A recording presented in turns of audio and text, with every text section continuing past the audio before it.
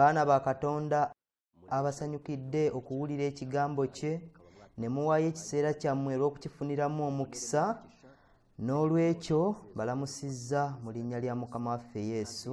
Ate mbaagaliza omukisa gwa Mukama, kambasabe twegattire wamu twongere okwebaza Mukama kubanga aba atuwadde omukisa n'alaga okufaayo ennyo gye tuli, ng'ayagala okuwa buli muntu obulamu obutaggwaawo, n'aba nga ayongera okutuwa engeri ey'okuwuliramu ekigambo kye nga bwe birabika nti tuli mu kiseera eky'enkomerero. Naye Mukama akola ekisoboka kyonna mu kkubo ly'olaba nga lizibu nnyo, naye Mukama n'asobola okukola kubanga alina obuyinza bungi. Mukama we w'ekitiibwa. Tugenda kulabiramu ekyokuyiga ekirina omutwe ogugamba nti olunaku lwa Mukama eri aboonoonyi. Nga tetunnatandika kuyiga kigambo kya Katonda, katweyombeke tusabe. Katonda waffe omutuukirivu atudde mu ggulu, ensibuko y'ebirungi, tukusanyukidde nnyo mu kaseera kano olw'okutuwa omukisa nga tukyassa omukka ogw'obulamu, era n'otukkiriza okusoma ekigambo kyo tuwulire eddoboozi lyo ng'oyogera naffe. Tubikwebaza nnyo kubanga oyongedde okutuwa ekyokulabirako ekirungi ng'oyagala okulokola obulamu bwaffe oweebwa ekitiibwa. Tukwebaza olwa Yesu Kristo gw'oyagala omwana wo n'omuwaayo mu kifo ky'ebibi byaffe. Tukwebaza olw'omusaayi ogwatuyiikira n'omulimu gwatukolera mu kifo ekitukuvu eky'omu ggulu. Tukwebaza olw'ekisuubizo kye watusuubiza nti ojja kudda otutwale. Tukusaba ebirungi byonna ebisibuka ku ye bisobole okuyingira mu mitima gyaffe, ate nga bwe tugenda okuyiga ekigambo kyo tuwe omwoyo omutukuvu gwe watusuubiza atuyigirize, tusobole okunnyonnyolwa obulungi bwo n'amaanyi agati mu kigambo kyo gakyuse emitima gyaffe gifaanane nga ggwe. Ku nkomerero y'olugendo luno tusobole okulabika mu bwakabaka bw'omu ggulu. Tubisabye mu linnya lya Yesu Mukama waffe, amiina. Tugenda kusoma mu kigambo kya Katonda ekiwandiikiddwa mu Kubikkulu essuula ey'omukaaga olunyiriro lw'e12. Tugenda tutandikira ku lw'e12 tuke ku lw'e17. Mu ssuula eno ey'omukaaga eyakubikkulirwa tusomamu engeri Katonda gy'ayenda okubembulamu obubonero. Tugenda nga tusemberera enkomerero y'ensi, tugenda tulaba engeri akabonero gye kaabeerangawo n'ebyabangawo nga bwe tusemberera enkomerero. Naye tugenda kulabira wamu ebiri mu kabonero ak'omukaaga, nga ke kabonero Yesu k'ayina okuddiramu. Mu kabonero ako ak'omukaaga mulimu ebintu bibiri ebikulu ennyo. Ekintu ekisooka mulimu akabonero akagenda okulaga ebigenda okubaawo ku lunaku lwa Yesu olw'okudda. Ekirala ekiri mu kabonero kano bye bintu ebigenda okubeerawo ku lunaku lw'okudda kwa Yesu lwennyini. Katusome ku lunyiriri lw'e12. Bwe yabembula akabonero ak'omukaaga ne ndaba ne wabaawo ekikankano kinene, enjuba n'eddugala ng'olugoye olw'ebyoya, n'omwezi gwonna ne guba ng'omusaayi, n'emmunyeenye z'omu ggulu ne zigwa ku nsi ng'omutiini bwe gukunkumula amagu gaagwo nga gunyeenyezebwa n'empewo ennyingi. Bino ebintu bisatu byensomye byaliwo, oba kizikiza oba kugwa kwa mmunyeenye oba kikankano, bye bintu ebyabaawo mwaka w'e1800. Mu 1755 ekikankano lwe kyabaawo, mu 1833 emmunyeenye lwe zaagwa, mu 1780 ekizikiza zigizigi lwe kyabuutikira ensi emisana ttuku. Buno obubonero obuwandiikiddwa mu kubikkulirwa mu ssuula ey'omukaaga olunyiriro 12 okutuuka ku 13 bye bintu ebyabaawo. Naye njagala tulwewo nnyo ku bintu ebiwandiikiddwa okuva ku lunyiriro lw'14 tuuka ku lw'17, ebintu ebiri mu kabonero kano naye nga birina okubaawo ku lunaku lw'okujja kwa Yesu. Leka tusome ku lunyiriro lw'14. N'eggulu ne liggyibwawo ng'omuzingo gw'ekitabo we guzingibwa, na buli lusozi n'ekizinga ne biggyibwawo mu bifo byabyo, ne bakabaka b'ensi n'abalangira n'abagabe n'abagagga n'ab'amaanyi na buli muddu n'ow'eddembe ne beekweka mu mpuku ne mu mayinja ag'omu nsozi. Ne bagamba ensozi n'amayinja nti mutugweko, mutukise mu maaso g'oyo atudde ku ntebe ne mu busungu bw'Omwana gw'Endiga, kubanga olunaku olukulu olw'obusungu bwabwe lutuuse era ani ayinza okuyimirirawo.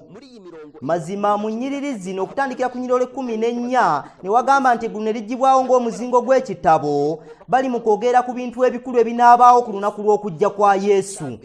ekintu ekisooka be bakabaka b'ensi n'abalangira n'abagabe n'abagagga n'ab'amaanyi na buli muddu n'ow'eddembe ne beekweka mu mpuku ne mu mayinja ag'omu nsozi ne bagamba ensozi n'amayinja nti mutugweko mutukise mu maaso g'oyo atudde ku ntebe ne mu busungu bw'omwana gw'endiga.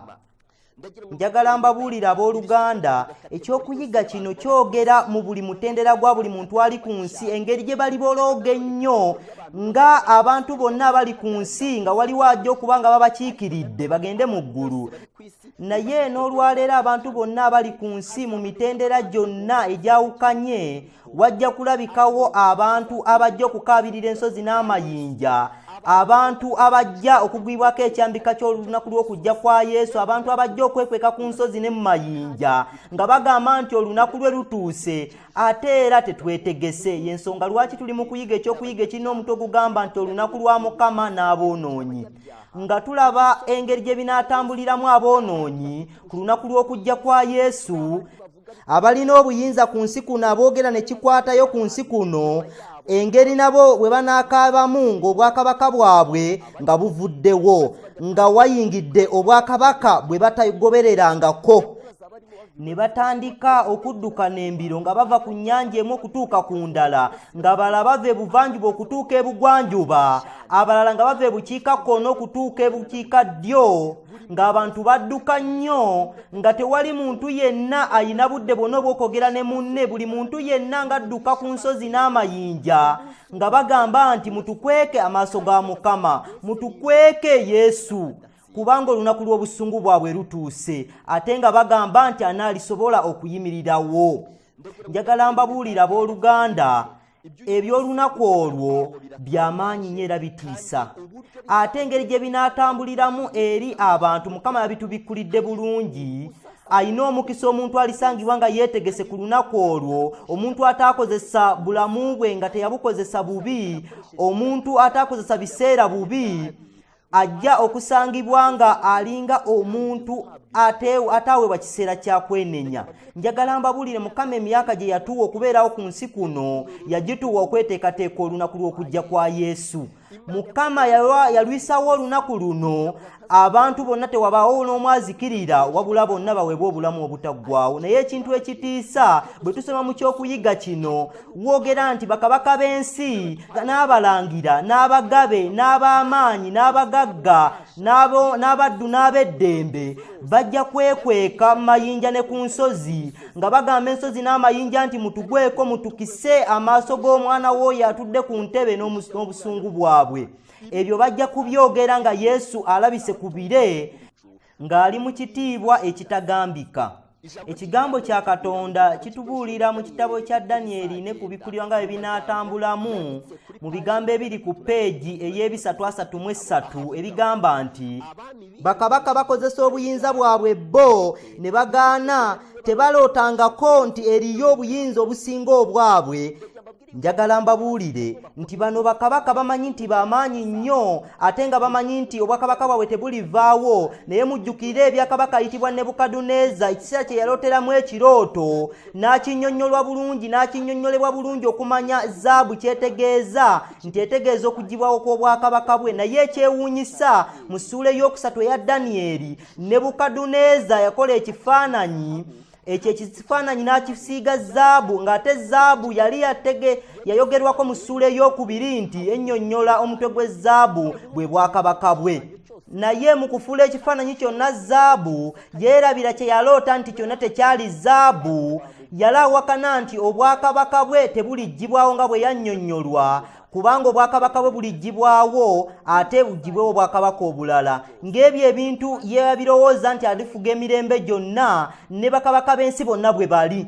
Ebyo ebigambo bigamba nti bakabaka bakozesa obuyinza bwabwe bo ne bagaana, tebalootangako nti weriyo obuyinza obusinga obwabwe bwokka. Naye ku olwo lwe balimanya nti waliyo kabaka afuganga kabaka wa bakabaka. Nga Nebukadduneeza bwe yawakana nti obwakabaka bwe tebuliggibwawo, ate n'abiraga mu kukola ekifaananyi ekyo n'akifuula zaabu kyonna. Naye njagala bagamba nti mu mwaka gwa 539 obwakabaka bwa Babulooni bwaggwako nga Katonda bwe yayogera. Nebukadduneeza bye yayogera mu kifaananyi ng'akikoze si bye byalabika, naye Mukama nga bwe yamubuulira mu kirooto kye yaloota bye byabaawo. Ng'era bwe yabiwakanya era n'ateekamu amaanyi mangi mu kuwakana. Mu 539 obwakabaka bwa Nebukadduneeza bwaggwaawo, obwakabaka bw'Abameedi n'Abaperusi ne butandika okufuga. Naye era abantu bonna bwe bafaananye ebyafaayo ng'abo abaabasooka. N'olwaleero bakabaka bakozesa amaanyi gaabwe, tebagezangako kuloota nekirooto yadde nti waliwo obwakabaka obulijja bujja obwakabaka bwabwe, naye ku olwo lwe bajja okulaba nti waliyo kabaka w'abakabaka. Mujjukira Nebukadduneeza bwe yaloota ekirooto mu kifaananyi, n'ajjukira engeri obwakabaka gye bujja nga bugoberegana, n'alaba ejjinja eryavaayo nga litemeddwa awatali mukono ne lijja ne likuba ekiyinja ekyo ku bugere, ate n'ategeezebwa bulungi nti eryo ejjinja bwe bwakabaka bwa Kristo, ate nga bwe bujja okujjawo obwakabaka bw'oku nsi kuno bwonna. Ng'abantu bwe batabikkiriza ne babiyita eby'okutiisatiisa, naye Mukama bwe yayogera mu kifaananyi ekyo nga bwe bijja okugoberegana mu 539, obwakabaka bw'e Babuloni ne buggyibwawo, obw'Abameedi n'Abaperusi ne buggyibwawo, n'obw'Abayonaani ne buggyibwawo, n'obw'Abalooma bwe butyo. Tuyina okukkiriza nti obwakabaka bwonna n'obufuga kati buli obugeraageranyizibwa n'obwakabaka obuli wansi ku kagera akatono, obwakabaka 10 Mukama bwe yayogerako nabwo bwe bufuga ekiseera kino, nabwo mbabuulira nti bujja kuggyibwawo ng'obwasooka bwe bwaggyibwawo. Ate ani ajja okujja obwakabaka obwo? Ly'ejjinja eryatemebwa watali mukono ne lijja ne likuba ekifaananyi ku bugere, obugere 10 bwe bwakabaka 10 ne likuba ekifaananyi kyonna, ate ery'ejjinja bwe bwakabaka bwa Kristo bugenda okujja. Ekiseera obwakabaka nga buzimbiddwa, ekigambo kya Katonda kitugamba nti bakabaka ab'ensi n'abalangira n'abagabe n'ab'amaanyi n'abagagga n'abaddu n'ab'eddembe bajja kwekweka mu nsozi ne mu mayinja, nga bagamba ensozi n'amayinja nti mutugweko, mutukise mu maaso g'oyo atudde ku ntebe ne mu busungu bw'omwana gw'endiga, kubanga olunaku lw'obusungu bwabwe lutuuse. Laba olunaku olukulu Katonda lwe yawa abantu n'emyaka beeteeketeeka olunaku luno. Laba olunaku Mukama lwe yalwisaawo abantu bonna waleme okubaawo n'omu azikirira, wabula buli omu afuna obulamu obutaggwaawo. Naye laba engeri bakabaka be yawa obuyambi n'abawa obuyinza n'abawa obugagga bisobole okubateekateeka olw'olunaku lwa Mukama. Naye laba engeri gye luli bagwako ng'ekyambika ate bakaabire ensozi n'amayinja. Abantu ab'amaanyi bajja kulaba nga amaanyi gaabwe tewali kye galina, kubanga waliwo amaanyi agasinga ag'oku nsi kuno. Abagagga bajja kukwata zaabu zaabwe ne ffeeza bazisuulire emmese n'obuwundo, kubanga tebirisobola kubawonya lunaku olwo. Laba engeri abagagga gye banaabulwa awantu we babeera, kubanga ne bakabaka b'ensi nabo babuliddwa we bagenda. Abagagga bajja kukwata zaabu zaabwe ne ffeeza zaabwe bazisuulire emmese, kubanga tebisobodde kubawonya okuzikirira okubasemberedde. Leka tuwulire ekigambo kya Katonda kye kyogera ku bagagga bano abajja okusuula ffeeza zaabwe ne zaabu zaabwe nga babisuulira emmese. Tubirabe mu kitabo kya Nabbi Ezekyeri mu ssuula ey'omusanvu, tutandikire ku lunyiriri lw'17 okutuuka ku lw'19. Waliwo ebigambo ebigamba nti emikono gyonna giriyongobera ku lunaku lw'okujja kwa Yesu, n'amaviivi gonna galiba manafu ng'amazzi. Era abalyesi b'ebibukutu n'ensisa eribabikkako n'ensonyi ziribeera ku maaso gonna, n'emitwe gyabwe gyonna giribaako ebiwalaata. Olw'19 balisuula effeeza yaabwe mu nguudo, ne zaabu yaabwe eribanga ekintu ekitali kirongoofu. Effeeza yaabwe ne zaabu yaabwe tebiriyinza kubawonya ku lunaku olw'obusungu bwa Mukama. Tebalyekkusa mmeeme zaabwe, so tebalyejjuza mbuto zaabwe, kubanga ebyo bye byabeeranga enkonge ey'obutali butuukirivu bwabwe. Naye laba engeri abantu Katonda be yawa obugagga n'obuwangaazi basobole okweteekateeka okujja kwa Yesu, naye ne kubafuukira enkonge y'okukola ekibi. Naye olwaleero abantu abalina obugagga be bakola ebibi ennyo okusinga abatalina bugagga. mu kiseera Katonda kye yabaweeramu obugagga basobole okweteekateeka olunaku lwa Mukama. Mukama yabawa obugagga basobole okweteekateeka olunaku lwa Mukama, naye bujja kubabeerera enkonge ey'okukola ekibi. Ebyo ebigambo bikulu nnyo ebyogera ku bagagga, bye bimu n'ebyogera ku bale abakabaka, ebigambo ebigamba nti abagagga bajja kukwata zaabu zaabwe ne ffeeza bazisuulire emmese n'obuwundo, kubanga tebirisobola kubawonya ku lunaku olwo. Bakabaka ab'amaanyi balyerabira amaanyi ge bayina mu kaseera katono nnyo.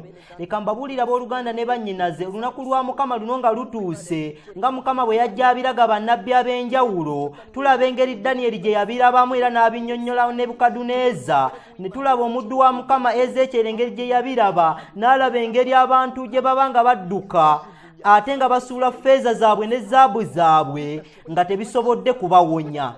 Bajja twala zaabu ezo ne ffeeza zaabwe bazitwalire abantu ba Mukama, babagambe nti waakiri mutusabire, kubanga ezo ssente zijja kuba tezikyalina muwendo gwe zisobola bayamba. Abaduumizi b'amagye be bantu abalala kwolwo olunaku olubaleetera ennaku. Abaduumizi b'amagye ab'amaanyi beerabira mu kaseera katono obuyinza bwe baali balina, n'ab'amaanyi beerabira amaanyi ge baali balina. Buli muntu yenna ow'amaanyi ng'akyali mu buddu bw'ekibi, ng'era n'omuntu ow'eddembe, sayidi zonna ez'aboonoonyi ng'otandikidde ku oyo asookotuka kwasembayo okuva ku wawansi otuka ku wa waggulu, bonna bajja kukwatira wamu okubolooga, nga babolooga nti ate nga bakaaba nga bagamba nti ensozi mutugweko mutukise amaaso ga Mukama, kubanga obusungu bwabwe butuuse, era ani ayinza okuyimirirawo?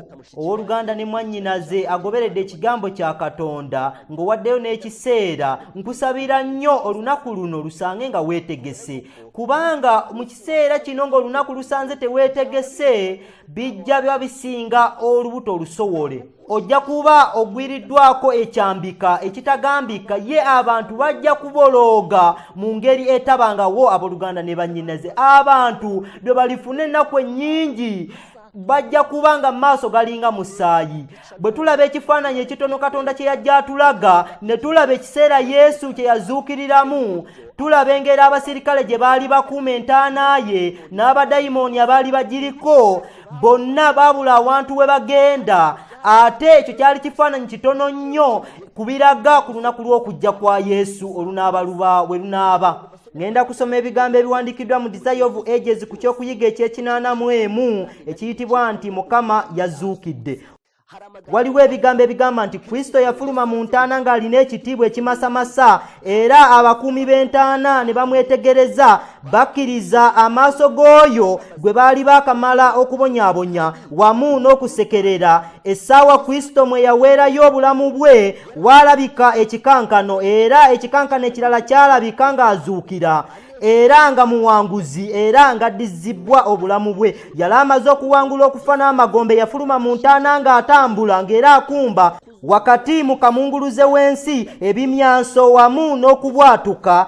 Ye muwulira ebintu ebyaliwo mu kiseera kya Yesu ng'azuukira, bye biri bye twalabye mu kiseera Yesu ng'akomawo.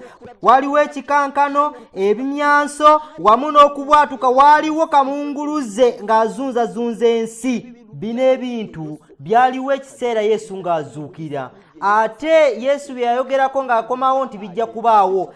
Ebyo ebintu bye byaleetera abasirikale abatawangulwangako olutalo yadde olumu okufuna okutya n'okweraliikirira, ne bakwatibwa bunyago.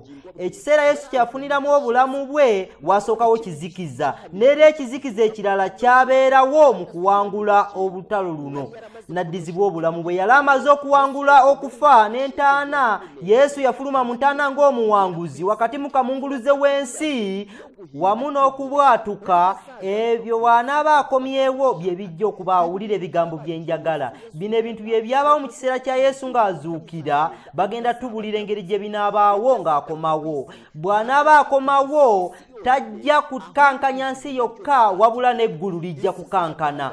Ensi ejja kukankana etambule ng'omutamiivu, ate ejja kuyuuzayuuzibwa. Eggulu lirizingibwawo ng'omuzingo gw'ekitabo, ebyobuwangwa byonna birisaanuuka. ensi n'ebikolwa ebigirimu birisaanuuka, naye Mukama alifuuka obuddukiro eri abantu be n'oluga eri Abisirayiri. Ekyo kifaananyi kitono nnyo ekyaliwo Yesu ng'azuukira, engeri abasirikale gye baakankanamu ennyo ne baddayo eri bakabaka n'eri bakabona nga bakankana era nga batambula mpola okusinziira ku maanyi amatono ge baali balisigazza. Ye ekifaananyi kino ekitono kikulaga ki? Kubiraga n'ekifaananyi ekinene Yesu ng'akomawo.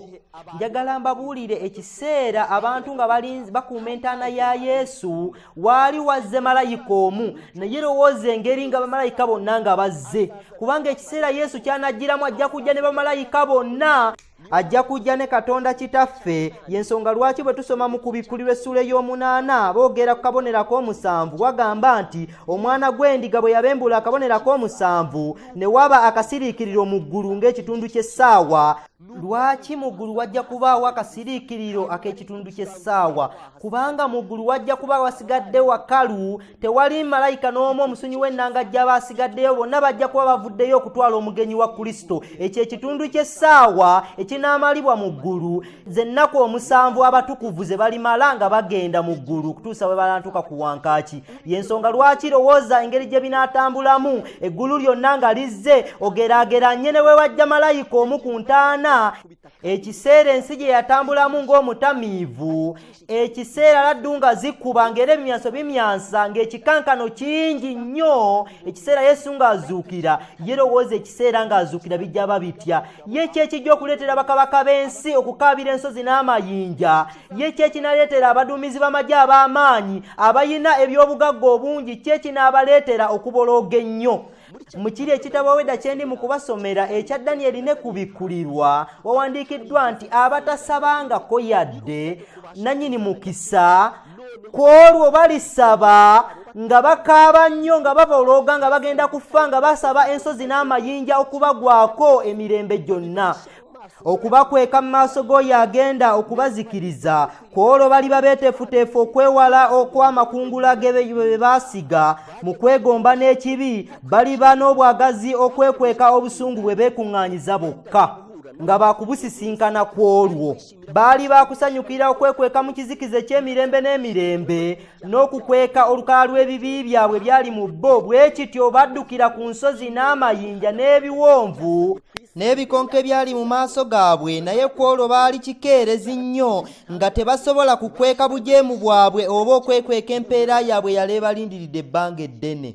Laba engeri olunaku luno lw'entiisa, laba engeri abantu gye bajja okukaabamu nga bagenda okufa, laba engeri abantu gye bajja okunoonya ekibabikkira ekibikka ku bibi byabwe. Ate luno olunaku Katonda ali mu kulabula abantu ekigamba nti omuntu bw'ayatula ebibi bye, kye kyawandiikibwa ekiwandiikiddwa mu ngero, wagamba nti abikka ku kusobya kwe taliraba mukisa, naye oyo akwatula era n'akuleka ajja kusonyiyibwa. Kye kyawandiikibwa ekiwandiikiddwa mu Yokaana ekisooka nti naye bwe twatula ebibi byaffe ye wa mazima okutusonyiwa n'okutuggyirako ddala obutali butuukirivu bwaffe. Ye laba engeri Katonda abantu be yawa ekiseera eky'okwatula ebibi byabwe mu maaso ga Katonda n'okubyenenya, naye abantu ne baba ng'ekiseera baakimalirawo bwereere, eky'okufiisa ekiseera kyabwe obwereere nti bajja kwenoonyeza awantu we bakweka ebibi byabwe. Baali baakusanyukira okwekweka mu kizikiza eky'emirembe gyonna n'okukweka olukalala lw'ebibi byabwe mu bo, bwe kityo baddukira ku nsozi ne ku mayinja ne mu biwonvu nga byasamye ku nsi mu maaso gaabwe, naye ku olwo baali kikeerezi nnyo. Tebasobola kukweka bujeemu bwabwe oba okuzikirira okwali kubalindiridde ebbanga. Mbalaalika olwaleero twenenye ebibi byaffe, kubanga nkimanyi nti mu nsi waliwo ebibi bingi nnyo eby'amaanyi ennyo, byaza era birina n'ebibala bituuse ku ddaala erya Katonda lyeyogereramu ku mulembe gwa Nuuwa nti Mukama n'alaba obubi bw'omuntu nga bungi mu nsi, na buli kufumiitiriza kw'ebirowoozo eby'omu mutima gwe nga kubikwereere bulijjo, nga bwe biwandiikiddwa mu Lubereberye essula ey'omukaaga. era biringa ebyo ebyali mu Sodoma ne Gomora bamalayika bwe baayogera nti okukaaba kwabo abalopa Sodoma ne Gomora nti kungi era kuweze, kati kanzikirire ndabe bye balopa Sodoma ne Gomora obanga bituufu olwaleero. Olwaleero obutali butuukirivu bususse mu nsi, ate abantu bajja kunoonya we bakweka ebibi byabwe, bagende mu maaso g'amayinja n'ebiwonko nga bakaaba ng'abagamba Katonda nti mutugweko. Abatagezangako kusaba yadde kwolwo balisaba ng'abagenda okufa. Yensonga lwaki nkulaliko w'Oluganda olunaku luno luleme okukutuukako ng'ekyambiko lweteeketeeke. Mukama kye yakuweera emyaka egy'okuwangaala kwe kweteekateeka olunaku lwe. Abannabbi abajja nga boogera ku lunaku luneeno ate bagenda boogera eri abantu nga babalaalika okwetegeka. Njagala tusome ekyawandiikibwa kiri mu Isaaya mu ssuula ye-13, tugenda kusoma ku lunyiriri olw'omukaaga tutuuke ku lunyiriri olw'e-11, twongere tulabe engeri Mukama gye yabiragamu omuddu we Isaaya, engeri ebintu gye binaabaamu ku lunaku lwa Mukama. 13 olunyiriri lw'omukaaga. Muwowoggane kubanga olunaku lwa Mukama luli kumpi, lulijja ng'okuzikirira okuva eri omuyinza w'ebintu byonna. Emikono gyonna kye giriva giddirira, na buli mutima gw'omuntu gulisaanuuka, era abalikeŋŋentererwa okusonsomolwa n'okubalagalwa kuliba balirumwa ng'omukazi alumwa okuzaala, baliwuniikirira bokka na bokka, amaaso gaabwe galiba maaso ga muliro. Laba engeri olunaku lwa Mukama olukulu nga lukulu. Laba engeri Mukama engeri gye yabiragamu omuddu we Isaaya. Oluvannyuma Isaaya n'abituwandikira ku lunyiriri olw'omukaaga luno ng'agamba nti muwowoggane kubanga olunaku lwa Mukama luli kumpi, lujja ng'okuzikirira okuva eri omuyinza w'ebintu byonna. Ebyo bijja kuleetera emikono gyonna okuyongobera. Yensonga lwaki tuwulira nti bakabaka b'ensi n'ab'amaanyi abagirimu abalina obugagga n'ebyobugagga engeri gye balikankanamu. Olw'e-11 nange ndibonereza ensi olw'obubi bwabwe n'ababi olw'obutali butuukirivu bwabwe, era ndimalawo ekyejjo ekyabalina amalala, era ndikakkanya okwenyumiriza kw'abo abatiisa. Ndifuula omusajja okuba ow'omuwendo ennyo. Leka mbabuulire olunaku lwa Mukama luno lunaku lukulu nnyo ng'Omukama we yalulaga nnabbi we Isaaya, n'engeri gye yabiraga Ezekyeri twabirabye, n'engeri gye yabiraga Yokaana twabirabye. Bonna baalaga nga kye kintu ekiriwo obuzaalirwa bw'omuntu gye butasobola kugumika. Yensonga lwaki Mukama mu kutukuuma yakkiriza okuwaayo omwana we. Yensonga lwaki Mukama mu kutukuuma yakkiriza wabeewo ababuulizi b'enjiri abantu balabulwe. Mu kitabo kya nnabbi Malaki mu ssuula ey'okuna olunyiriri olw'okutaano wawaniwo ebigambo ebikulu ennyo ebiraga engeri Katonda gy'ayina okusooka okulagamu okujja kwa Yesu okunaaba okukulu, n'abawo ekintu ekikulu ennyo ky'agamba abantu. Mu Malaki essuula ey'okuna olunyiriri olw'okutaano wawandiikiddwa nti laba ndibaweereza nnabbi Eriya olunaku lukulu olw'entiisa olwa Mukama nga terunnatuuka. Katonda yalaba olunaku olwo nga lukulu ate nga lwa ntiisa, kyeyava ayogera nti nja kusooka mbaweereze nnabbi Eriya mbaweereze okulabula. Olunaku olukulu olwa Mukama nga terunnatuuka. Ye laba engeri Mukama bw'ayogera ku lunaku luno olukulu, n'aba ng'ayogera ku lunaku luno olw'entiisa ennyo n'agamba nti njasooka mpeereze nnabbi Eriya. Bw'osoma ku lunyiriri olusooka mwene essula gye tuli mu kusoma, olaba engeri Mukama gye yayogeramu ne Malaki ng'amugaa ku lunaku luno olukulu n'awandiika nti kubanga laba olunaku lujja lwokya ng'ekikoomi. Njagala abantu mululowoozeeko mbeegayiridde. Kubanga laba olunaku lujja lwokya ng'ekikoomi, n'ab'amalala bonna n'abo bonna abakola ebibi baliba bisasiro. Awo olunaku olujja lulibookera ddala, bw'ayogera Mukama w'eggye. Ye mulowooza ku lunaku olwo lwokya ng'ekikoomi, olunaku abakola ebibi n'ab'amalala lwe baliggibwawo, olunaku olulibookera ddala olutali balekerawo kikolo yadde ettabi. Naye nga kye kireetera Mukama okwogera ku lunyiriri olw'okutaano olugamba nti laba ndibaweereza nnabbi Eriya ng'olunaku olukulu olwa Mukama terunnaba kutuuka. Bino binzijukiza ebyaliwo mu kiseera kya Nuuwa olw'okulaba nti obutali butuukirivu bw'abo abantu abatuula ku nsi kungi nnyo nga bayitiridde mu bubi bwabwe, ate nga bireeteddwa Katonda nga bwe yayogera nti ajja kuzikirira ensi n'amataba. Katonda yasooka n'aweereza okulabula, n'awa Nuuwa okubuulira emyaka 120 Abooluganda, Katonda tagenda kukkiriza kuzikiriza nsi nga tasoose kuweereza kulabula. Mu Malaki yatugambye nti ajja tuweereza nnabbi Eriya ng'olunaku olukulu lwa Mukama terunnatuuka.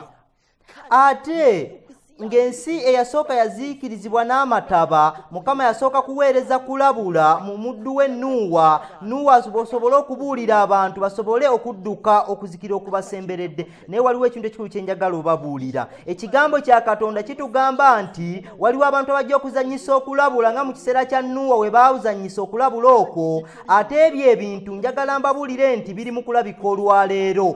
Okutuusa abantu lwe balaba omuntu abulira obubaka ne balaba ng'akisussa nnyo naye nga byabadde lutalo, naye njagala mbabuulire tewali n'omu asobola bituusa ku ddaala libyetaagisa ng'abinnyonnyola. Naye n'ova ne kukyusa obusussa, naye abantu nga bwe bakisusa ekintu ne babikyusa ku ddaala erya waggulu ennyo, n'olwaleero nga tewali muntu asobola bituusa ku ddaala yabyo ng'abinnyonnyola. Lwaki abantu b'ekiseera kino bajeregajerega nga bwe bajerega mu kiseera kya Nuuwa? Leka tulabe ekigambo kya Katonda bwe kyogera ku bantu abasanyisa okulabula kuno eno Katonda kw'aba abawadde. Mu ngeri ey'obunnabbi bwa Eriya, Mukama yagamba nti ajja kuweereza nnabbi Eriya ng'olunaku olukulu olwa Mukama terunnatuuka. Ate bwe bubaka obuliwo ekiseera kino nga bwe bugeraageranyizibwa mu kifo kya nnabbi Eriya, ng'abantu yadde bagamba nti beeteeketeeke olunaku lwa Mukama oluli okumpi. Ate bye byaliwo mu kiseera kya Nuuwa, Mukama n'aweereza okulabula ng'akuyisiza muddu we Nuuwa nti abuulire abantu beenenye badduke obusungu obugenda okujja ng'okuzikirira kw'ensi tekunnaba kutuuka.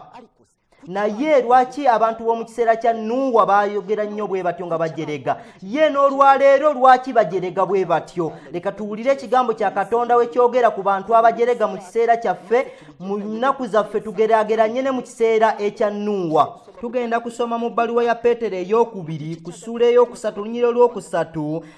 Nga mumaze okusooka okutegeera kino nga mu nnaku ez'oluvannyuma abasekerezi balijja n'okusekerera nga batambula okugobereranga okwegomba kwabwe bo, ne boogera nti okusuubiza kw'okujja kwe kuli luuyiwa, kubanga abajjajjaffe kasookedde beebaka byonna bibeera bwe bityo nga bwe byabanga okuva kutondebwa. Yeeraba engeri mu nnaku zino wali abasekerezi nga basekerera nga bagoberera okwegomba kwabwe bo. Waliwo abantu abaagala ennyo ebibi, waliwo abantu abatayagala butuukirivu. Abo abantu buli kiseera babeera basekerera nga boogera nti okujja kw'okusuubiza kwe kuli luddawa, kubanga bajjajjaffe kasookedde beebaka ebintu byonna bibeera bwe bityo nga bwe byabanga. Ye mu kiseera kya Nuuwa abantu baagaana okulabula nga basekerera. Ekyokuddamu nti ye, leka tuwulire mu kiseera kya Nuuwa abantu we baagaana okulabula nga basekerera. Ngenda kubasomera ebigambo ebiwandiikiddwa mu kitabo kya Patriarchs and Prophets ku kyokuyiga ekyomusanvu ku peegi y'ekyenda-mu-mukaaga. Ebigambo ebigamba nti ensi yalobera mu ludda lw'abo abakyawa obutuukirivu bwa Katonda n'amateeka ge, ate nga balaba nti Nuuwa akisussa, abantu ab'amaanyi ate nga batambulira mu makubo ag'ensi, nga bakitiibwa ate nga bakungu. Bagambanga nti ebigambo ebigamba nti ebitiisatiisa ebya Katonda ebyesisiwaza emitima gy'abantu, naye Mukama tajja kulondoola oba byagobererwa. Abantu baayogeranga nga bakisussa. Baayogeranga nti ebigambo ebitiisa Nuuwa byayogera ali mu kukisussa, ate Mukama tajja bigoberera oba byagobererwa. Baayogeranga nti ebigambo ebitiisa ebya Katonda era ebyesiwaza emitima gy'abantu nti Mukama tajja kulondoola oba byagobererwa, nti tebijja kusangibwa kubaawo Mukama kusikiriza nsi gye yatonda n'abantu be yatonda. Temutya, Nuuwa akisussa nnyo. Baayitirira mu bujeemu n'okukola ebibi, ng'oyinza ogamba Mukama teyayogera mu muddu we. Ye ebintu bino eno ebifaanana ng'ebyaliwo mu kiseera kya Nuuwa ate nga bye biriwo ne mu kiseera kino eky'enkomerero, mbimanyi mu kyokuyiga kino kye tuli mu kuyiga. Tugeraageranye ebyaliwo mu kiseera ky'edda n'ebiriwo mu kiseera kyaffe kino. Mu kiseera kino tuli mu kwogera ebyaliwo mu kiseera kya Nuuwa nga tubigeraageranya n'ebiriwo mu kiseera kyaffe. Ekisooka kye tugeraageranyizizza, kubanga mu kiseera kya Nuuwa waliwo abantu abaali mu bibi ennyo nga basusse obbikola, ate w'ogoberera ekiseera kyaffe kino obutali butuukirivu bweyongedde nnyo mu kusukka Mukama w'atasobola kugumiikiriza. N'olwaleero Mukama agamba nti ebyo abantu bye balowooza mu mitima gyabwe bibi nnyo emirembe n'emirembe. Ekyo ekintu ky'okukisussa okukola ekibi, ensi ey'edda n'ensi ey'akaakati bye bimu. Ekintu ekyokubiri kye bifaananamu, kubanga ensi ey'edda mu kuzikirira Mukama yasooka kubaweereza mu kulabula mu nnabbi Eriya, n'olwaleero Mukama agenda kusooka kuweereza okulabula.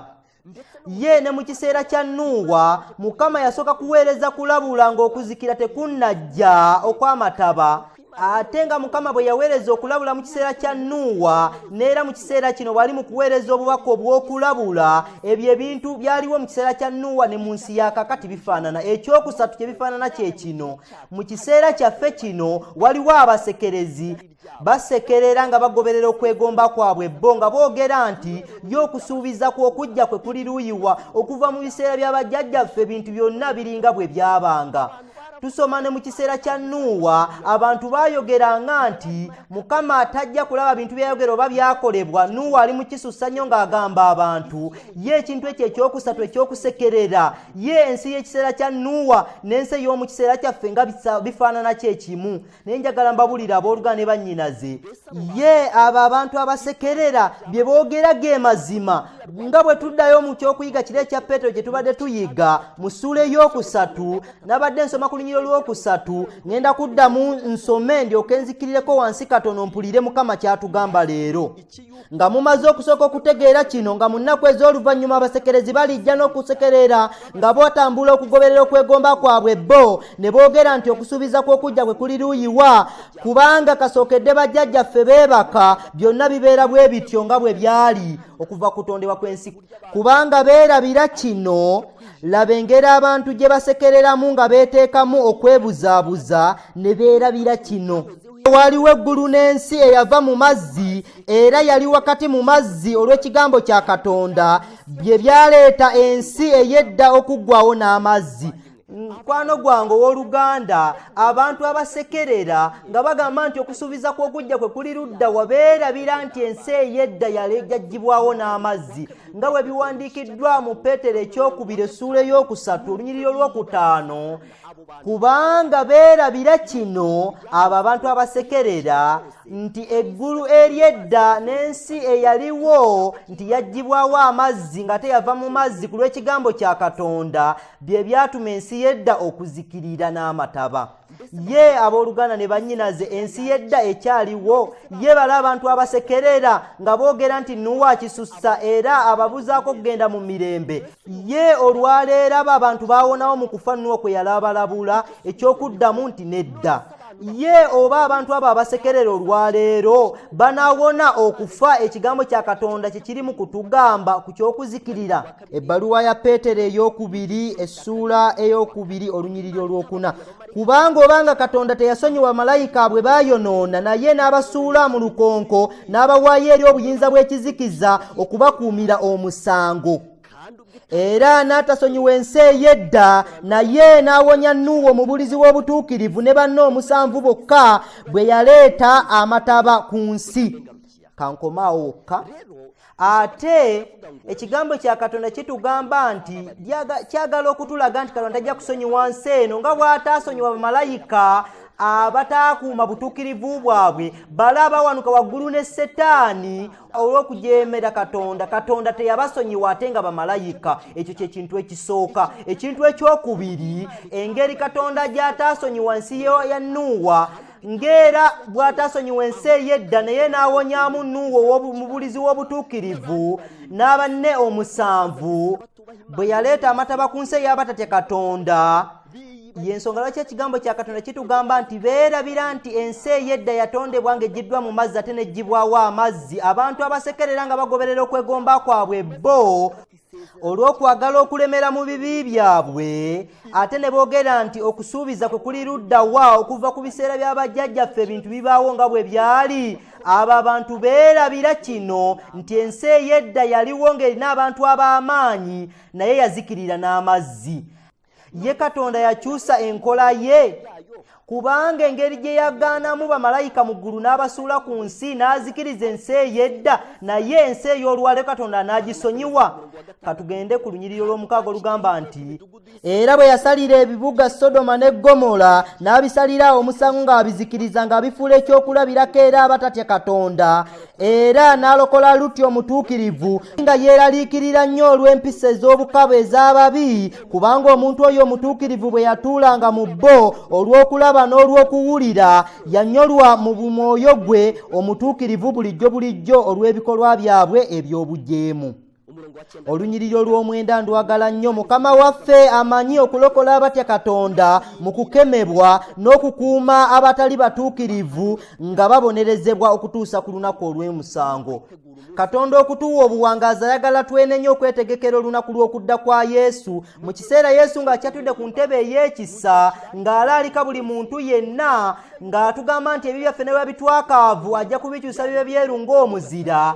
Tuyina okubeera n'okubanja ery'okumusanga ne tumwatulira ebibi byaffe ebitali butuukirivu ne tumusaba atuggyeko eri ebbanja n'okutuggyako ago amabala.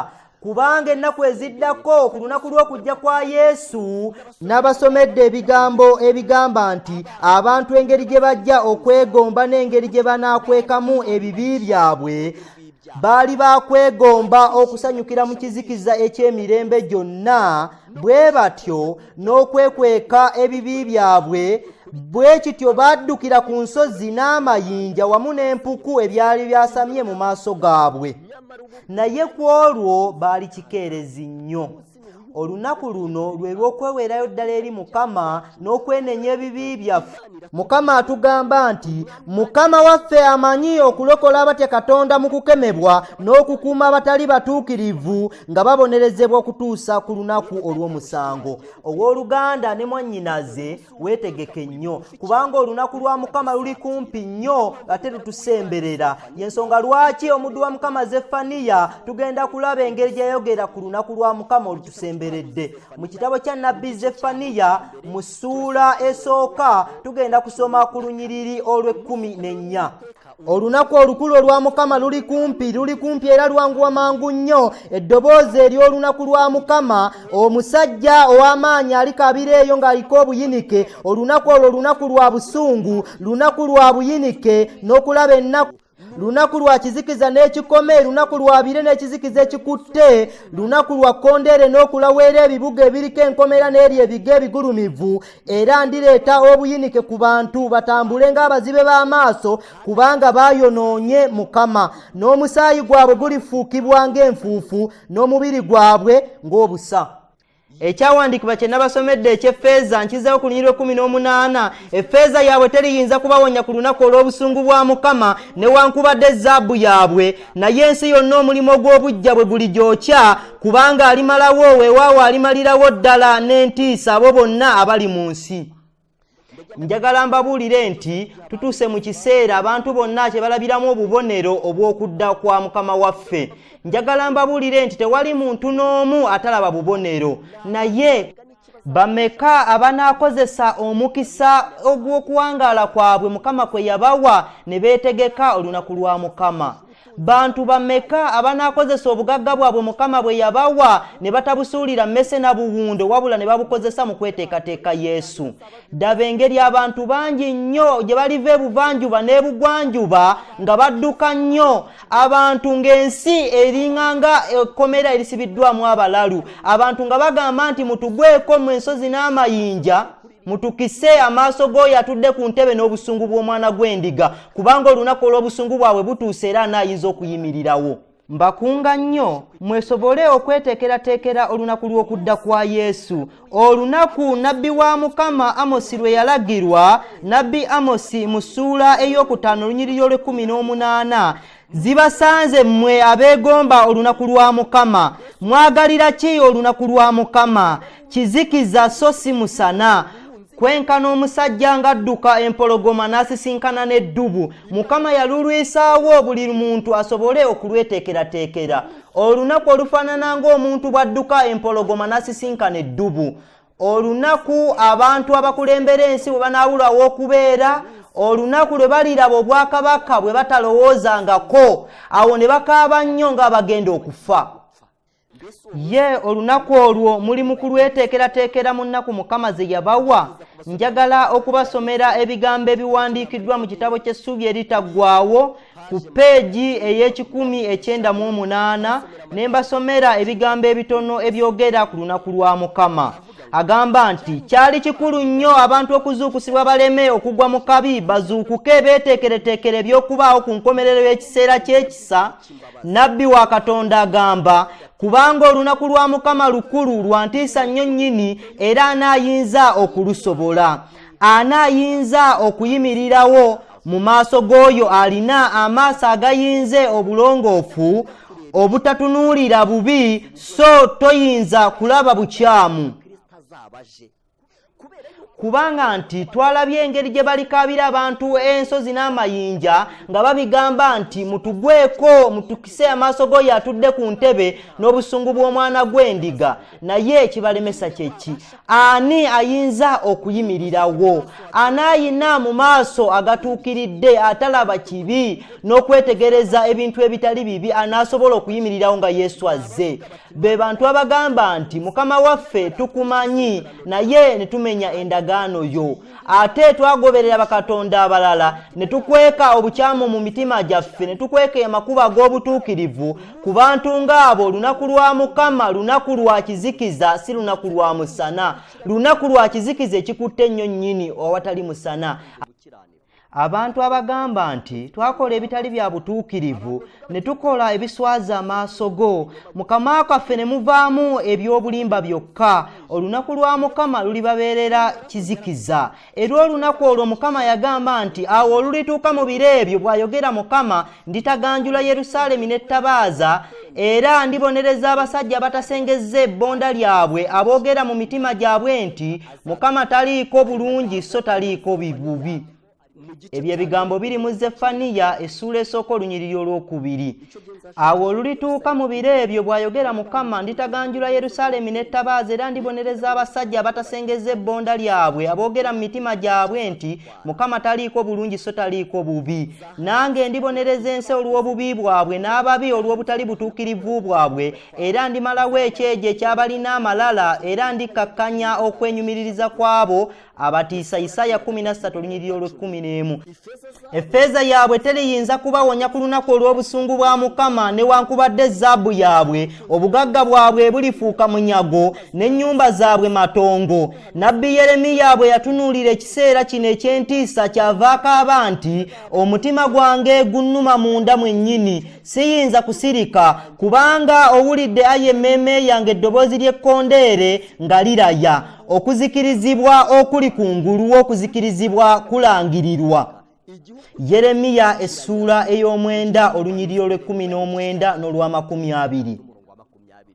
Ndowooza muwulira engeri buli nabbi yenna ayina engeri Mukama bwe yamwolesaamu ebintu bino olunaku lwe lunaaba luli, ayina engeri gye yabirabira mu kwolesebwa, n'alaba engeri ebintu ebitiisa nga tasobola na kubinnyonnyola. Ate era nabbi we Yeremiya abyogera bw'ati nti nina ennaku munda mu mutima gwange, omutima gwange gunnuma, nga bireeteddwa okulowooza abantu abanaatunuulira Mukama ate nga tebaamweteekateeka. Yeremiya yawandiika mu bigambo ebirala nti singa omutima gwange gubaamu ensulo y'amaziga ne nkaaba ku makya n'akawungeezi nga nkaabirira abantu bange bagenda okuzikirira, kubanga bo tebasobola kulowooza ku lunaku lwe bagenda okusisinkana okuzikirira. Abooluganda ne bannyinaze, mulowooze ekintu ekyaleetera Yesu okubeera ng'atudde mu maaso ga Katonda ow'ekisa ng'atusabira Mukama okusobola okumusemberera tusobole okwenenya. Mulowooze ekintu ekireetera Mukama okuweereza okulabula nga bwe twakisoma mu kitabo kya Nabbi Malaki essula ey'okuna olunyiriri olw'okutaano, engeri gy'ajja okuweereza Nabbi Eriya. Mukwano gwange olwaleero, olunaku luno lwa busungu, lunaku luno lwa kulaba nnaku, lunaku lwa ntiisa, lunaku lwa kizikiza, lunaku lwa kire ekikutte, lunaku lwa kuvuza kondeere na nduulu. Laba olunaku lwa Mukama lutuuse, lujja kujja n'obusungu bungi nnyo buzise ensi, n'aboonoonyi abalimu bubazikirize baggweewo. biwandiikiddwa mu Isaaya essula 13 olunyiriri olw'omwenda. Ku lunaku olukulu olwo mukwano gwange, olunaku olukulu olwo wulira ekigambo kya Katonda bwe kyogera. Ku lunaku olukulu olwo ekigambo kya Katonda kyogera mu ngeri eyogerekeka obulungi era etuuka ku mutima. Kiyitira abantu ba Mukama okuzuukusibwa ne bava mu tulo tw'ebyomwoyo ate ne banoonya mu maaso ge nga beenenya ng'ate bawombeefu. Wulira ekintu Mukama kyatuyitira ku lunaku olwo. Katonda ayitira abantu be beetowaaze banoonye mu maaso ge, ayitira abantu abatudde mu nsi bonna bakankane kubanga olunaku lwe lutuuse. Katonda atugamba nti mufuuyire ekkondeere mu Sayuuni, mutukuze okusiiba, muyite okukuŋŋaana okutukuvu, mutukuze ekibiina, muleete abaana abato awasa omugole ave mu kisenge kye, bakabona abaweereza ba Mukama bakaabire amaziga wakati w'ekisasi n'ekyoto.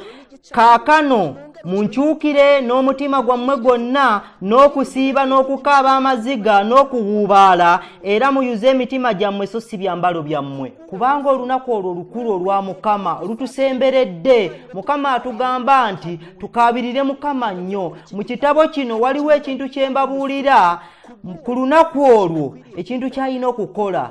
Olunaku olwo omusomi asabibwa ki? Ku peegi 334 mu kitabo ekinyonnyola Danyeri ne kubikkulirwa bawandiika nti olunaku lwe balowooza nti terulibaawo kwolwo balirugwamu ng'omutego, ate n'enjogera ey'omu mutima gwabwe yali nti olunaku olw'obusungu bwe lutuuse era anaayinza okuyimirirawo. Gwasoma ng'olunaku olwo terunnatuuka nga luzze n'ebyentiisa byalwo byonna. Tukwegayirira ofeeyo nnyo eri obulokozi bwo ate oteekeyo omutima. Ng'ekigambo kya Katonda kituyita okutwegayirira ennyo nga kitulaalika nnyo. Laba engeri abantu gye bajja okujja nga abasekerezi, bali abasekerera nga baagala ebiri mu mitima gyabwe, nga babuuza nti ekisuubizo ky'okujja kwe kiri ludda wa. Ye okuva bajjajjaffe kasookedde beebaka bibanga bwe biri. Abantu aboogera okwo beebuzaabuza nti era ne beerabira nti Mukama yajjawo ensi eyasooka eyavaawo ey'amazzi era neggwaawo mu kiseera kya Nuuwa. Mu kiseera kino bangi banyooma enteekateeka z'okusaba, naye luliba lumu abantu bonna lwe balisaba mu ngeri emu oba endala. Abatasaba Mukama mu kiseera kino beenenye ebibi byabwe. Ekiseera ekyo balisaba ensozi n'amayinja nga batidde, ate ekyo kijja kuba kibiina kinene okusinga ebibiina byonna ebibaddewo ku nsi. Kijja kuba kibiina kinene kirimu abantu ab'amaanyi, abafuzi ab'amaanyi abalina obusobozi mu nsi, abalina obugagga mu nsi. Bajja kuba bali mu kibiina kino nga basaba, nga bakaaba ng'abagenda okufa, nga tebasaba Mukama wabula nga bakabira nsozi na mayinja, nga bazigamba nti ebibi bisingako, mutugweko, mutukweke mu maaso g'oyo atudde ku ntebe, mutukweke mu busungu bw'oyo omwana gw'endiga. Kubanga olunaku olw'obusungu bwabwe lutuuse, buli obusungu bwe yagamba bannabbi abaawukanye, buli Mukama bwe yayogerera mu kirooto kya Nebukadduneeza, luli olunaku Nebukadduneeza lwe yagamba nti obwakabaka bwe tebulivaawo bulibeerawo, lutuuse era luyise, ate lusanze tetwetegese. Nga bakaaba ng'abagenda okufa, ekkuŋŋaaniro eryali lisinga amakuŋŋaaniro agaali gabaddewo ku nsi, omwalimu abantu ab'amaanyi ab'engeri zonna, abantu abaawulira obusobozi abatasabanga busobozi obuva eri Kristo. Yensonga lwaki nkubiriza omuntu yenna ateza amatwi ekigambo kya Katonda okunoonya obwekweko. Ate gwe akyawakana, njagala nkubuulira ebigambo ebiwandiikiddwa mu kitabo kya nnabbi Kaabakuuku essula ey'okubiri olunyiriri olusooka. Wagamba nti ndiyimirira wenkuumira ne neeteeka ku kigo ne nnengera okulaba by'anaayogera nange era byembanziramu eby'okwemulugunya kwange. Awo Mukama n'anziramu n'ayogera nti wandiika okwolesebwa okwo okwole bulungi ku kipande, akusoma adduke embiro, kubanga okwolesebwa okwo kukyali kwa ntuuko zaako ezaalagibwa era kwanguwa okutuuka enkomerero so tekulirimba. Newankubadde nga kulwawo kulindirirenga kubanga tekulirema kujja. tekulirwawo. Ekigambo kino eky'olunaku lwa Mukama osobola okugamba nti nze ndaba abantu abamu baabaawo abalala baafa naye tebibangawo, naye ekigambo kigamba nti birindirire kijja kujja tebirirwawo. Ekigambo kya Katonda kigamba nti byole ku bipande obirage birina ekiseera kye bijja okutuukiramu ate tebirirwawo, ne bw'onolowooza nti biruddewo naye tebijja kulwawo. Ate obeere ng'omuntu ali mu kugoberera firimu nga yeebuuza nti firimu eno eneggwa etya, ojja kubirabisa amaaso go nga bituukiridde, kubanga okubeera mu ludda olubi ziba zikusanze, kisingako okuba nga tewazaalibwa ku nsi eno. Olunaku lwa Mukama lutusemberedde era luli kumpi ate lwanguwa. Ng'omuddu wa Mukama Zefaniya bwe yawandika mu ssuula esooka olunyiriri 14, olunaku olukulu olwa Mukama luli kumpi era lwanguwa mangu nnyo. Obubonero buli mu kuggwaayo nga tubulaba n'amaaso gaffe, naye abantu bagenda mu maaso n'okusekerera nga bagamba nti okusuubiza kw'okujja kwe kuli luddawa. Kubanga okuva bajjajjaffe kasookedde beebaka bibanga bwe biri, okuva ku kutondebwa kw'ensi byonna bwe biri, naye abantu abo beerabira nti Mukama yatonda ensi ng'agiggye mu mazzi, Mukama n'agyetoolooza amazzi, ate ekigambo ekyo ekyatonda ensi ne kigyetoolooza amazzi kiri eri ekyaleetera ensi ekuggwawo n'amazzi, ate kye kiterekedde ensi ya leero omuliro.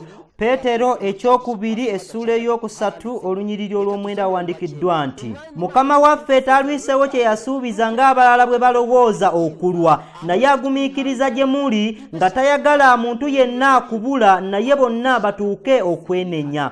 Olunyiriri olw'ekkumi lulungi nnyo. Naye olunaku lwa Mukama waffe lulijja ng'omubbi, eggulu lwe lirivaawo n'okuwuuma okunene, n'ebintu eby'obuwangwa birisaanuuka olw'okwokebwa okungi, n'ensi n'ebikolwa ebigirimu birisirika. Ye obadde omanyi nti ensi n'ebikolwa ebigirimu birisaanuuka? Ebyo Mukama byatugambye ne mu Lukka essuula eya 21 olunyiriri olwa 34 n'olunyiriri olwa 35. Ebigambo ebigamba nti naye mwekuumenga emitima gyammwe gireme okuzitoowererwanga olw'obuluvu n'okutamiiranga n'okweraliikiriranga eby'obulamu buno, era olunaku luno luleme okubatuukako ng'ekyambika, kubanga bwe lutyo bwe lulituuka ku bonna abali ku nsi yonna. Laba engeri abantu gye bajja okutuukibwako olunaku luno ng'ekyambika ng'ate baaweebwa okulabulwa kwonna, ate nga Mukama yaweereza nnabbi Eriya ku lunaku luno nga terunnatuuka. Laba engeri ku mulembe gw'obwa Nuuwa abantu we gwabagwako ng'ekyambika, ate nga Mukama yabawa emyaka 12 n'asitula omuddu we Nuuwa abuulire abantu baleme okugwibwako olunaku luno. Naye byabagendera bitya ab'oku mulembe gwa Nuuwa? Ekiseera kye baali baaweebwa okwekebera nga kigenda kuggwako, ekyombo kyali kiwedde nga Mukama bwe yalagira, ate nga kijjuddemu ebyokulya ebijja okuliisa abantu n'ensolo. Awo omuddu wa Mukama n'ayongera n'alabula abantu omulundi ogusembayo nga beegayirira okunoonya ekiddukiro nga kikyasoboka, era ne bagaana okumuwuliriza, wabula ne bogerera waggulu nga basekerera nti Nuuwa nti akisusizza.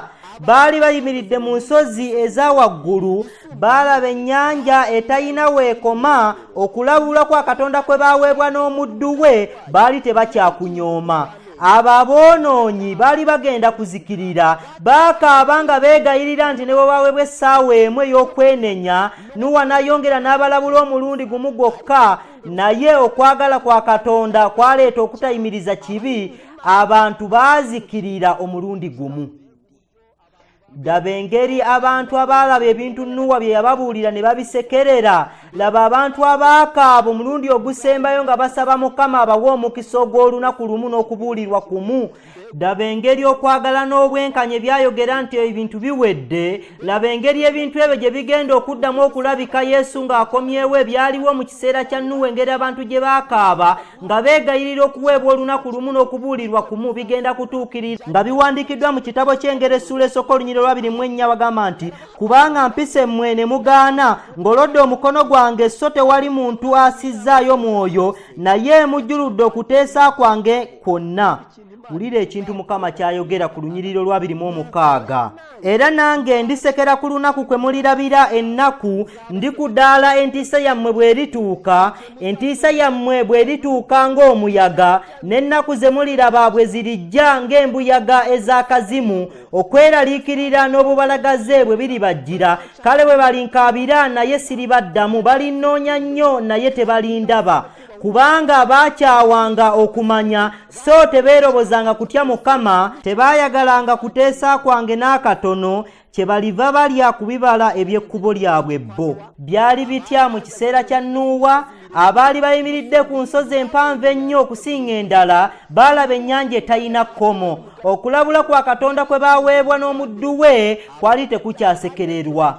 Abo aboonoonya baali bagenda okuzikirira baakaaba nga beegayirira nga waakiri baweebwa essaawa emu ey'okwenenya. Nuuwa waakiri ayongere abalabula omulundi gumu gwokka, naye okwagala kwa Katonda n'obwenkanya kwagamba nti kiwedde.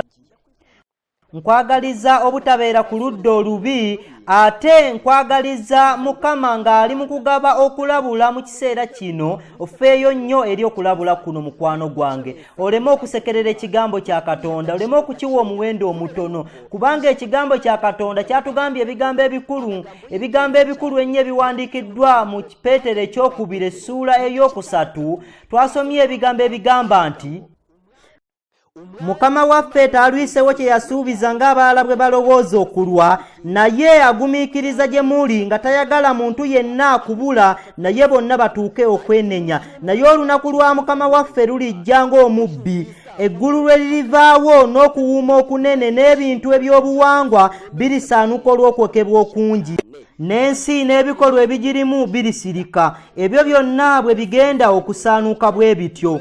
Mugwanidde kubeeranga mutya mu mpisa entukuvu n'okutyanga Katonda, nga musuubira nga mwegomba nnyo olunaku lwa Katonda okutuuka olulisaanuusisa eggulu nga lyokebwa n'ebintu eby'obuwangwa ne bisebengerera olw'ebbugumu eringi. Naye nga bwe yasuubiza tusuubira eggulu erijja n'ensi empya, obutuukirivu mwe butuula. Mukama yayogera nti ensi ejja kuzikirizibwa n'omuliro, nga bwe yayogera mu nsi ya Nuuwa nti ejja kuzikirizibwa n'amazzi, ate ebyo ebintu bijja kutuukirira. Kye kireetedde Mukama okutuwa okulabula okuwandiikiddwa mu Njiri nga bwe yawandiikibwa Luka essuula eya 21 olunyiriri olwa 34 n'olwa 35, ng'atugamba nti naye mwekuumenga emitima gyammwe gireme okuzitoowererwanga olw'obuluvu n'okutamiiranga n'okweraliikiriranga eby'obulamu buno, era olunaku luno luleme okubatuukako ng'ekyambika, kubanga bwe lutyo bwe lulituuka ku bantu bonna abali ku nsi yonna. Naye mutunulenga mu biro byonna, musabenga musobole okudduka ebyo byonna ebigenda okubaawo n'okuyimirira mu maaso g'Omwana w'Omuntu. Abooluganda ne bannyinaze, nange nsanyuse nnyo okwegattira wamu ne bannabbi ba Mukama abaatulabula. Nsanyuse nnyo okwegattira wamu ne bannabbi abaatuwa okulabula. Nsanyuse nnyo okwegattira wamu ne Yesu atuyimiriridde mu maaso era ng'atwegayirira tuleme okuzikirira. Nange nsobole okubalabula mu linnya lya Yesu nga mbalaalika okwegayirira Mukama, kubanga wagenda kubaawo ebintu ebitalabikanga mu maaso g'omuntu n'omutima bye gutalowoozangako.